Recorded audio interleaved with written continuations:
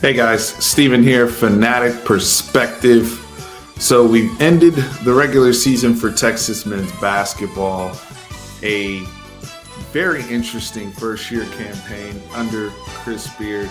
We are going to break down his first year here at Texas. Now, speaking of March Madness, I want to give a quick shout out to our sponsor, busr.com/fanatic. Right now, you can take advantage of, you can see on the screen the Sports 100 FP promo code, 100% free play match on all deposits on busr.com/fanatic. The reason why I bring up March Madness is twofold. Number one, right now we have conference tournaments, championship games, semifinals going on real time. You can bet live right now as I'm filming this. Gonzaga and St. Mary about to play. So games going on nonstop. That I know a lot of you guys are looking for a reliable betting partner. You know, sports betting is big time in the news right now. You want to have somebody that's a reliable 24/7 partner. Nobody better than BUSR out there. And the second thing is we are going to be doing a big March Madness extravaganza promo. I'm so excited to share this with you guys starting on Selection Sunday. So that night we're going to be pumping out a brand new promo. We'll have all the details ready to go, but big opportunities for new players as well as current players to take advantage of promos on BUSR. Remember to subscribe to the channel, help us grow. You know, it's the best way. Share with a friend, hit that like button. I'd really appreciate you guys helping us out. Helps us, you know, like I said, grow this platform. So how do we look at Coach Beard in year one? 21 wins, 10 losses. Very, very interesting first year under Chris Beard. And I want to say this, I want to start here first with the good, right? Because I think it's mostly good. I really love the energy that he's brought to this basketball program and really the competitive spirit from a standpoint of what we can be with the resources that are in play and how Texas basketball should be thought of. Even, you know, reuniting this program, a lot of people that were, you know, kind of all over the place or didn't feel necessarily heard under the previous regimes from an NBA standpoint, all sorts of people. I think this has been, you know, a season where a lot of people have connected, some of the OGs, if you will, last season in Frank Irwin Center as we transition to the Moody Center next year. But 21-10, first 21 season in I think like 7 years. So, you know, just across the board from that measure, maybe even longer than 7 years. I'm not even, can't even go back that far, but 21-10 regular season, a season where the team played ridiculously hard, especially on the defensive end, and gave one of the, you know, really gelled throughout the season. I mean, early on, they didn't have the toughest non-conference schedule, but here's why we'll give Coach Beard credit. Your team defends like crazy. You know, they do a great job of protecting the middle of the court and really forcing people into shot clock violations, bad shots. You know, when we really get aggressive, we can force people to get turnovers. So I've always thought that we did a great job there. Chris Beard, this team, they beat teams they were supposed to beat. The only really bad loss I can really kind of pinpoint is Kansas State at home.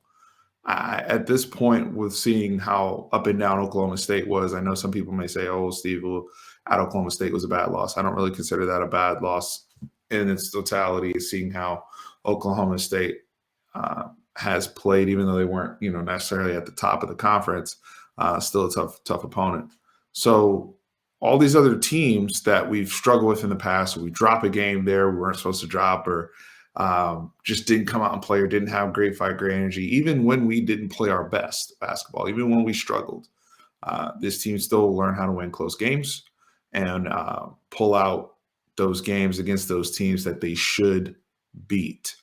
And there's something to be said for that, because there's going to be teams, depending on seeding in the NCAA tournament, where that plays into Texas's favor. Those are things that are encouraging about what Chris Beard is building here. And I think the biggest thing for year one is the connection with the students.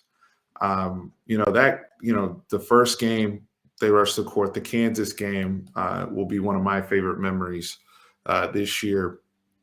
As you guys see there, the kids around Timmy Allen and just the creative things he's done to get butts in the seats, even at Frank Irwin Center. I think a lot of people coaches would have probably waited till the Moody Center or tried to focus on other things in year one. But Chris Beard, being an alum of this school, really, really, really honed in on we've got big campus, we've got resources, we've got a lot of kids here. They just need to be connected with in the right manner, really understanding that. I mean, you look at how he built culture at Texas Tech, it's extremely impressive. I think, you look at guys like Timmy Allen here. I really enjoyed some of the players he brought in terms of the transfers. I know we complain about the offense, and we'll get to some of the things that I think we would like to see improve over the long term, and just some struggles we've had. But I've enjoyed watching Timmy Allen play basketball. I've enjoyed watching Marcus Carr play basketball. I think Devin Askew has a lot of promise. A lot of the guys, the young men he brought into the program, whether they're just here for a year or people like Askew who will be here a little bit longer term, very, very encouraging recruiting. Dylan Mitchell, Arterio Morris coming in, two big time recruits, 5-star recruits. The other young man that playing point guard, that's coming in as well. So overall, you look at the talent that is going to be coming into this program. I think he's showing that he can recruit at a high level, given Texas's resources, and NIL and all of those things, and the aggressive manner in which he attacked the transfer portal this year. All tremendous signs under Chris Beard, and just the overall toughness his team responds to how he coaches, how he. I never saw a point of this season. I really can honestly say I never saw a point of the season where the team didn't respond to the head coach from a standpoint of at least having his attention and respect, and at least playing hard and giving a competitive effort. Now, there's times where we've been outmatched. There's times where we didn't have the length or the athleticism, or it's a bad matchup for us. That's basketball. But in terms of what Texas brought to the table this year, especially on the defensive end, that's why I think there's an area of optimism heading into the NCAA tournament. This team is still ranked 22 in the country. Again, first 21 season, regular season at Texas in a very long time. And, even when you go and look at, kind of more so the Big 12 outlook, finishing fourth in the conference. They beat Kansas. They split Kansas this year. Baylor, they did suffer the 2 losses, but Baylor, in my opinion, is actually an elite team and one of the better teams in all of college basketball. And somebody, not only just the defending champions, but with roster turnover they've had and the talent they brought in, they're an excellent team. We know what it is with Texas Tech, and they may have actually peaked already. We'll see what happens with Tech in the postseason. They've got some fraud vibes to me in the postseason. Tech, that is. Was some of their recent behavior. But when they play Texas, they get to turn up. But they're not going to be able to play at home anymore. As you see, they're 18-0 in Lubbock. So they're not going to have that luxury moving forward. This conference, top to bottom, is one of the best conferences in all of college basketball. West Virginia gave us a run for our money the other week, and they're 15-16. We did take an L to Kansas State, although they've fallen off. OU under Porter Mosher, their first year, 17-14, struggled in conference, with more talent in play. And we know how Iowa State and Oklahoma State have been thorns in people's sides, and TCU has, been giant killers, out of nowhere randomly sometimes. So, these teams just pop up. And so as we look to match up outside of the Big 12, when we get into tournament play, I do think that our defensive intensity, our professionalism of how we, even offensively, when we do when we are hitting our shots, and the playmakers we have, especially on the perimeter, Marcus Carr and Andrew Jones and Courtney Ramey and those guys that can get buckets, I do think we will be a problem for a lot of teams depending on matchups in the NCAA tournament. So right now we're probably in that 5-6 range.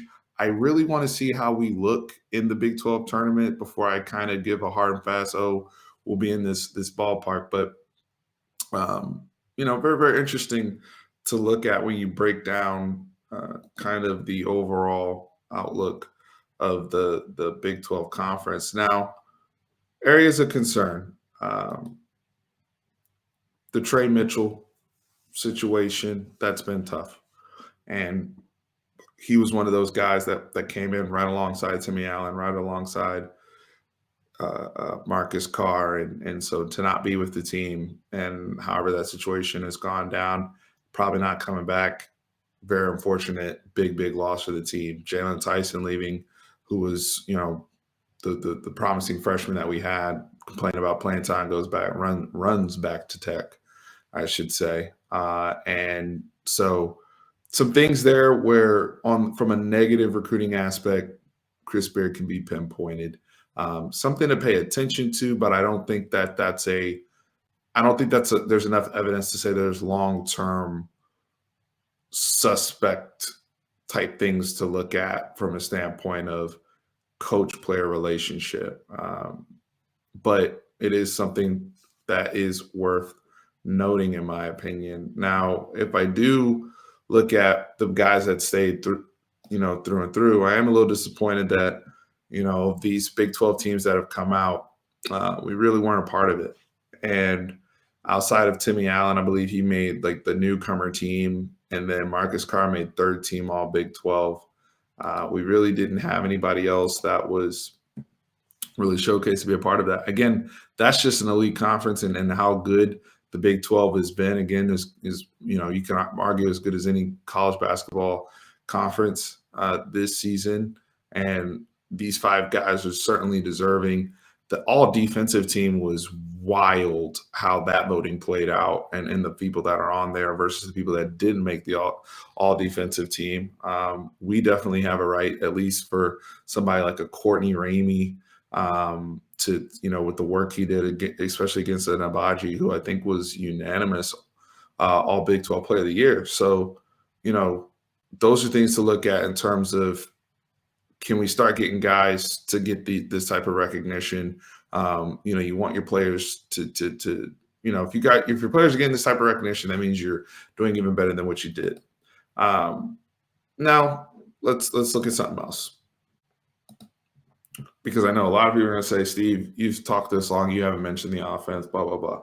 Guys like Andrew Jones have tried to get us out of it recently and have stepped up, but too many times, and this is a concern for when we get in tournament time, and a concern long-term for, when you hire somebody like Chris Beard. We averaged 68 points per game this season. Last season, we were around 75, and we were not really an efficient offensive team. We did shoot the ball better last year, but overall, we weren't anything crazy. We just got a lot of dunks and a lot of great athletes on our team. But even that group was at 75 points per game. So coming in at 68, and it's not just 68 points per game. I mean, the analytics people are going to tell you, hey, we are one of the slower paced teams in all of college basketball. A lot of that is on purpose, trying to limit possessions and really take things over on the defensive side of basketball. But subjectively speaking, I would like to see us ramp up the pace in the NCAA tournament and then the postseason. And I would argue that would start on defense and really playing to our strengths. I think we haven't done a good enough job in year one of playing to our strengths. What do I mean by that? Ball pressure, trapping, three-quarters pressures.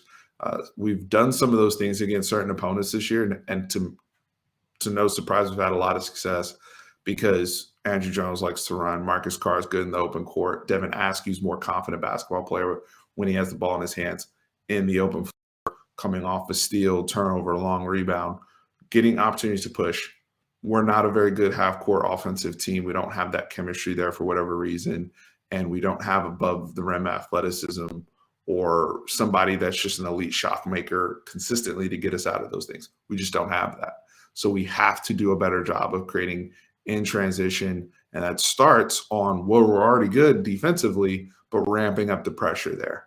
And yes, that's going to consume a little bit more energy. I need the guards to step up and be the head of the attack there. Talked about the loss of Trey Mitchell. We don't have that much in the front court. Dessou's given us what he can after Christian Bishop is coming out with limited minutes with him not being all the way healthy. So when you factor that in, we're small. We don't even have anybody averaging over a block a game. We don't have that above the rim type of even rim protection. So you've got to be aggressive with the guards. To me, that's your only way out of this. If you want to have long term, some real success in the NCAA tournament, because I'm going to end with this point in terms of analyzing Beard and go into the postseason. A lot of you may say, Steve, that's a little harsh on Chris Beard. Are we disappointed? This team was ranked in the top 5 heading into the season. A lot of people thought with the transfers we brought in, this wasn't supposed to be a build coming off of the manner in which Chris Beard was hired for 2 reasons. Number one, how aggressive he was in the portal, bringing in experienced guys. Thought that would help us a little bit more of them at least gelling by this point offensively. That has not happened. We're still seeing some of the same issues that we saw in the previous coaching staff under Shaka Smart. Still seeing some of those things. Now, overall, I think you have a more consistent product, which is why we're beating the teams we're supposed to beat. I think there's room for us to turn up pace. But Chris Beard himself said, I don't want to be judged off of, it's my first year and I get a pass. Like I'm trying to win now. And I respected him when he said that. But that's also the standard in which we have to hold him accountable. Now, here's the good news. We got a low bar here at Texas because we haven't won an NCAA tournament game in a long time, a very, very long time. So really all it takes is if you win a tournament game, then you've already exceeded the previous regime in terms of postseason success. And if you get to the second weekend, I don't care how things were judged to begin the season, Texas fans are going to be excited about that in terms of being optimistic for the future and moving forward. So overall, I say that to say this. I'm encouraged with what I've seen from Chris Beard in year 1. I think overall it's a little disappointing, all things considered, where the hype was and the hoopla was to start this season and the type of conversations we're having right now, especially losing guys on the team. That's never good. But the good thing is we're talking about a disappointing regular season. And he was brought here because he's had postseason success at another Power 5 conference program over there in Lubbock, who is going to get exposed when they play games on the road and neutral sites. But hey, that's a whole nother thing. Shout out to them. They beat us twice. I am really, really, really excited to see what this team looks like and if they can get another gear in these March tournaments. The Big 12 tournament is important to me. I've heard some people say on Twitter Spaces and some other platforms, Steve, I'm not really too high on the Big 12 tournament because we won the Big 12 tournament last year and we lost in the first round. That's the exception, not the rule. I'm still about trying to win a tournament and improve seeding. Anytime you have a chance to improve seeding, just because you got upset one year, that shouldn't mean that you should just accept that every single year. You should always come in trying to compete and win and get in a rhythm. We're coming off 2 straight losses to end the regular season, by the way. So we need to build up some momentum moving forward and get these kids some confidence and playing with, very, very confident demeanor heading into the NCAA tournament, the big dance. Y'all let me know in the comments how you feel about Chris Beard year 1, what you saw from Coach, the good, the bad, the ugly. Overall, I'm encouraged, but we got to see more. Guys, hit up busr.com/fanatic. Sports 100 FP bonus, 100% free play match on all initial deposits. So much basketball going on right now that you can take advantage of and bet on, and player prop bets, all sorts of cool stuff happening right now on BUSR. Great, reliable customer service as well. So many sports books to choose from. Appreciate you guys choosing us over at BUSR. And hit that subscribe button for the channel. Help us grow. All Longhorn fans, if you're excited about the tournament, hit that subscribe button, hit that like button. Let's get it. I will be back with more content. So much more to come. I appreciate everybody tuning in. Horns always up.